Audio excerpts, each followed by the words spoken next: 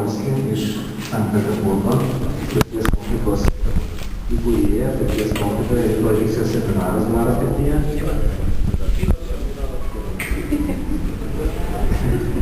Ir Vasilijus Lekovas iš Maskvos, taip pat mokyklos atstovas. Jie konspektuoja ir stebi, nes naudojimo know-how iš tikrųjų tampa vertinga informacija ir tai yra džiugu, nes kuo daugiau žinos mūsų pirmininkai ir kitų šalių pirmininkai, tuo daugiau gero tokias padaryti. Atkreipkite dėmesį, spygliuočių vantos, ir man atrodo, kad tai yra kėnis,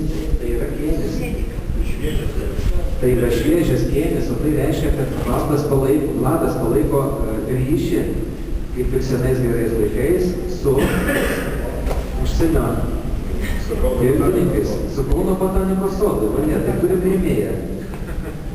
Reikia pareklamuoti. Kauno botanikos sodas liks be kėnio po šitos reklamos. Bet iš tikrųjų tai yra kėnio kelias, veda mus į Sibirą. Iš Sibiro kartais atvežama yra šiek tiek. Turi reisų vairuotojai, nelenkia įsimesti ir važiavė kėnio. Paprastai taip, kėnis pasiekia Maskvą ir net Pabaltiją. O kėnio vanta tai yra nuostabus varas. Tolimųjų gyventojų veiko planai šventų medžių. Ypatingas sniegas ant kėnio ir šiandien tikrai teisingai parinkta aromatinė vanta ant kalbos. Vandens palaistymas iš lėto paneria mūsų modelį į nuostabų pirties pojūčių pasaulį. Vandenų pasakymas atpalaiduoja, jis tik tai vanduo nuplauna nereikalingas emocijas, sumažina įtampą ir yra puiki preliudija didesniems vanojimo veiksmams, kurių ir griebiasi Vladas. Kaušelis vandens vyrhalėje Steam Master krosnelę ir jo Vlado rankose žolinė vanta, jeigu nekristų kraujažolė, taip pat eterinių aliejų turinti vantelė, kuri yra nuostabi ir kompresams, ir aromatui.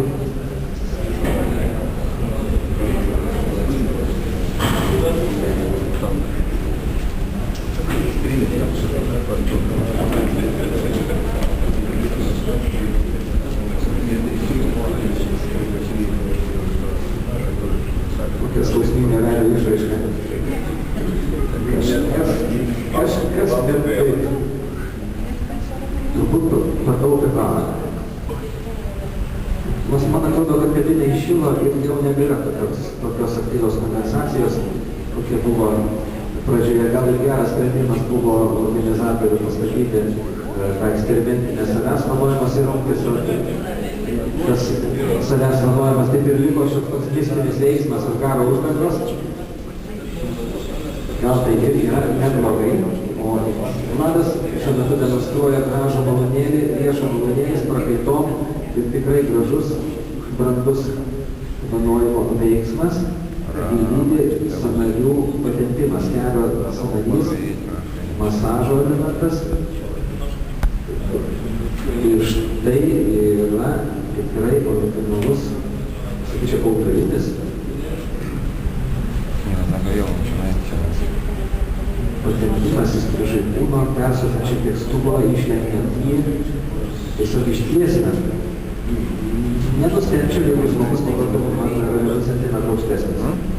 Vis tik tai mūsų kompiuteriai siekiamas gyvenimo būdas reikalauja stuburų skirti papildomą dėmesį ir tai daro Vladas. Taigi charakterizuoja ne tik tai kaip pirtininką, bet ir kaip pirties terapeutą.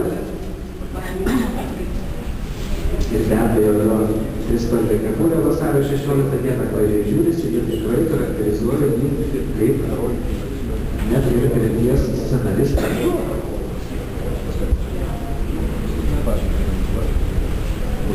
Matome pirštinės, žmogus išsidėjo, nesunku pasakyti, kodėl kol kas nėra aktyvių veiksmų, tokių, kur reikalautų rankų apsaugos. Kai kas iš pirtininkų naudoja tokią apsaugos priemonę.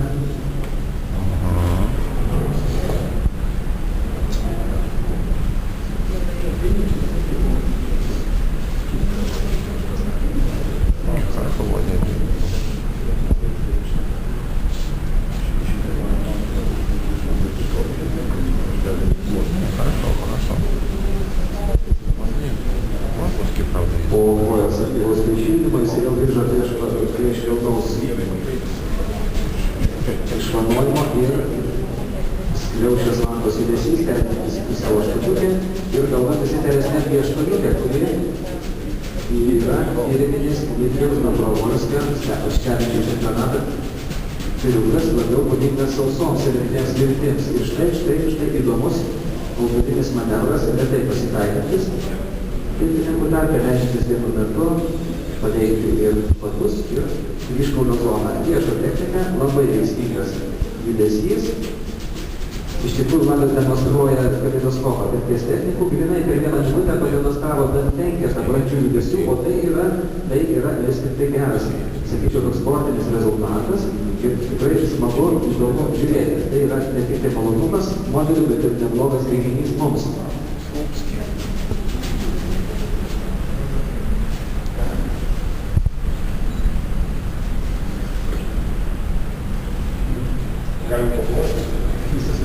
Tai iš tikrųjų kartais pirties čempionate būna toks momentas, kada išgirsti pusės galima. Gal vienas iš tokių ryškesnių buvo Vytauto Žubrausko istorinis pasirodymas Herant Bukaro pirty, kai suomių, gal koks 50 suomių tylėjo kokią minutę. Nors tas nuomojimas nebuvo toks sportiškas, bet jis buvo kupinas tam tikro susikaupimo. Ir tai irgi yra gražu ir gerai, kada pirtininkas sugeba derinti tą energetinį srautą ir vanojimo techniką. Ir Vladas praktiškai jam tai pavyko. Tyla persmelkusi mūsų visus, tai liudija.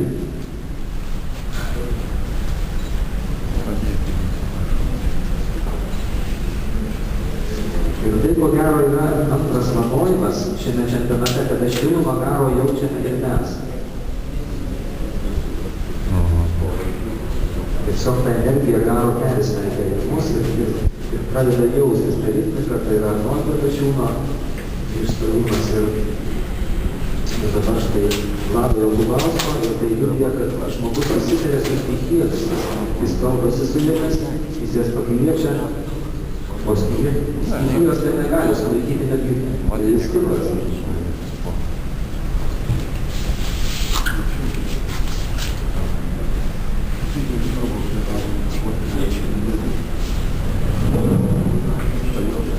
Apie modelio atsipalaidavimą liudija banguojantys judesys iš ilgo stuburo, kai veikiant dešinį petį atsiduoda judesys į kairį klubą ir net į kairę koją.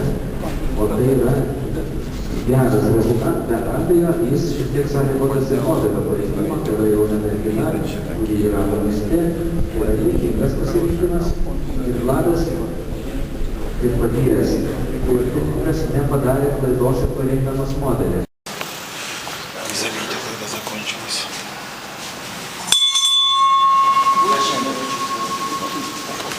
Vladas sugeba parodyti įvairias kūno padėtis ir įvairią vanojimo techniką. Ne viskas, kas yra įmanoma, bet apie 70% technikų jau žvaigždėje yra parodyta, bent epizodiškai.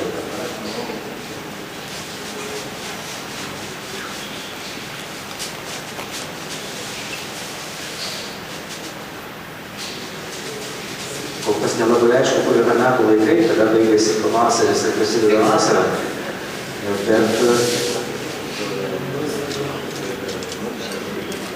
Bet palauksim žiemos.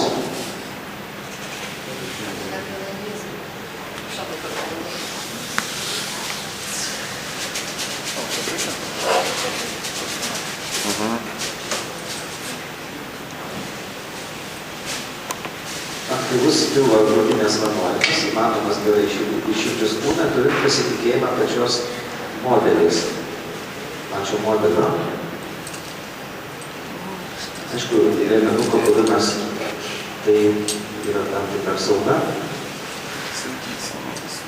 Tai lieka tik spėlioti, ar tai būtų atlinio grūdinės. Aktyvus ąžuolas atskirtinės. Ir štai paskutinis vertimas. Tai reiškia, kad stebime klasikinį vanojimą su dviem vertimais, kada dirbama su priekiu, su nugara, su priekiu ir po to su nugara. Dabar yra paskutinis vertimas ir eksponuojama nugarinė, tada kūnas visas iššildytas ir pirtininkas praktiškai gali parodyti viską, ką gali. Viską, ką moka, viską, ką gali. Viskas yra beveik ir leistina, ir kontrastas, ir sušildymas, nes žmogus dar turi jėgų rezervą, o kūnas yra jau įpratęs prie pirties, jo neišgąsdins ir aktyvesni veiksmai. Kol kas Vladas susilaiko nuo jų veiksmų, jo jis tęsia tą patį stilių, kaip buvo ir ant pilvo. Nugarai neduodama didesnio vanojimo, šilumos prasme, Vladas juda horizontaliai ir daugiau liečia trina įvairius akcentai ir štai panašu, kad sulauksim ir didesnio sušildymo. Duoda truputėlį daro, pirtininkai demonstruoja didelį solidarumą vienas su kitu ir su mumis, tai yra garas truputukai yra dozuojamas, stengiantis atverti langą į žiūrovus, kad net pasaugus stiklai. Nors galima dabar jau truputėlį daugiau, kadangi aiškiai garas jisai kondensuojasi tik apatinėje dalyje ir tai yra puikiai iliustracija garinės mikroklimato, kur yra taška, kur yra žemės, o kur yra ir tiesiau. Matome, kad modelis guli toje garinės dalyje, kur yra karščiau, kondensatą mes nestebime. Garinė iš tikrųjų yra modelis tos pirties, kurioje turėtų būti vanojama. Tai pirtininkų turi būti patogu prieiti prie kūno, kad nemaišytų tas plautas, kuris yra priekyje, kuris naudojamas dažniau pasidėti inventoriui. Tai inventoriui pasidėti ar vaikam atsisės gali būti ir suoliukas, kuris šiuo metu yra už Vlado nugaros. Ir jam yra patogu atlikti visus masažinius veiksmus su savo modeliu. Ir šiuo metu yra trynimas nugarytės ir naudojama jau ąžuolo vantelė. Ąžuolo vantelė. Ąžuolas iš tikrųjų pavasarį ir vasarai ir žiemai ir rudenį. Štai ir žiema, gaivinanti, o karštasis sezonas baigtas ir tai be abejo yra mikrokontrastas. Gerai papildantis vanojimą.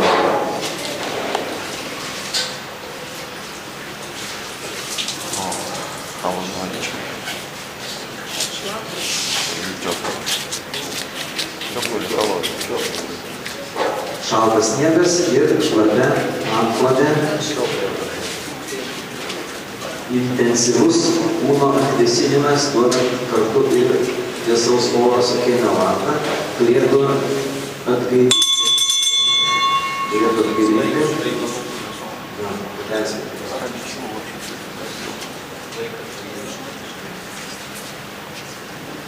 Be abejo, buvo vienas iš įsimintinesnių šio čempionato pasirodymų, ko ir reikėjo tikėtis, nes Vladas Jokubauskas neoficialiai buvo netgi ir įvardintas kaip